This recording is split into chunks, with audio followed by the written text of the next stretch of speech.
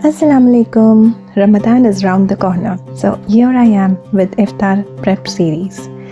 Make now, freeze it and use later during Ramadan for a stress-free iftar. So let's start prepping. Today I'm sharing this naturally sweetened date sauce, perfect for Ramadan cravings. After the long fast when our body needs energy that's gentle and wholesome, what better than dates?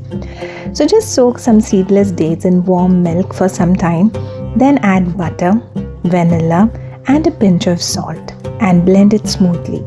Add more milk if you want to adjust the consistency of the sauce. So no refined sugar and no preservatives, just pure goodness. You can use this in your milkshakes or as a sauce, even as a dessert dip for iftar.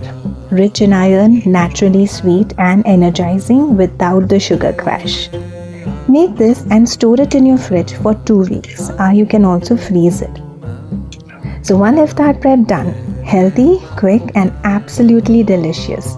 Save this and try it today. Follow for more healthy Ramadan iftar prep series. Enjoy!